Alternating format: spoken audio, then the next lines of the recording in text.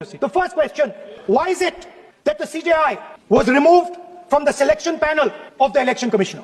What motivation could there be to remove the CJI? 1950 से 1989 चुनाव आयोग एक सदस्यीय था। प्रावधान क्या था?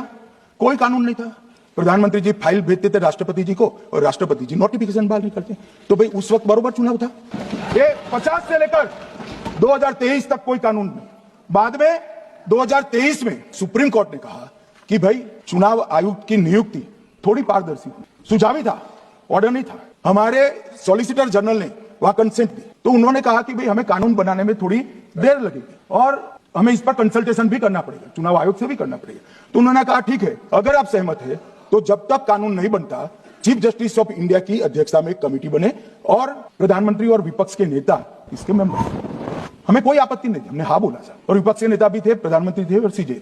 2023 में कानून बन गया। कानून क्या बना?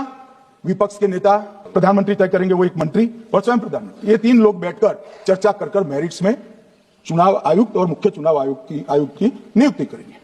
मान्यवर, हमारे टाइम में तो और पारदर्शी। ये कह रहे हैं हमारा तो 33% ही हिस्सा है। वही 33% तो है ना, हमारा तो हिस्सा ही नहीं था।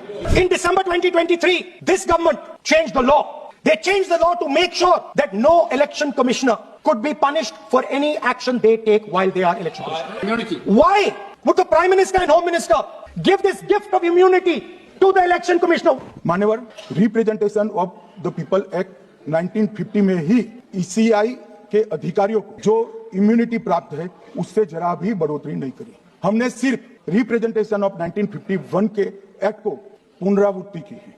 ये प्रावधान है मान्यवर, और वो प्रावधान को 23 के कानून में इसको भी हमने संरेखित किया है मान्यवर। इतने सारे वकीलों को राज्यसभा दे रखी है, भगवान जाने क्या करते हैं सर, अपने नेता को ब्रीफ भी नहीं करते। And finally, why was the law with regards to CCTVs and the data that they contain changed? Why was a law put in place that allows the election commission to destroy CCTV footage 45 days after the election? What is the need? मान्यवर, प्रावधान क्या है?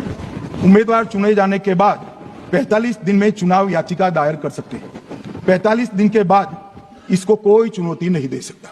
ये नियम 1991 में बना, तब उस वक्त सीसीटीवी फुटेज नहीं था। सीसीटीवी फुटेज बाद में चुनाव आयोग ने एक सर्कुलर से रूल्स में बदलाव कर ऐड किया। अब किया क्या है चुनाव आयोग ने? सीसीटीवी फुटेज का जो रिकॉर्ड है उसको जन प्रतिनिधित्व अधिनियम की 1951 की धारा 81 के साथ संरक्षित किया है, मतलब अलाइन किया है कि 45 दिन के बाद कोई डिस्प्यूट की प्रोविजन ही नहीं है एक्ट में, तो 45 दिन के बाद ये सीसीटीवी फुटेज क्यों रखना? अब इतनी सादी समझ नहीं है सब। मैं क्या कर सकता हूं सर? सब समझ के कोई इंजेक्शन नहीं होते जो भ्रम से दे दिया।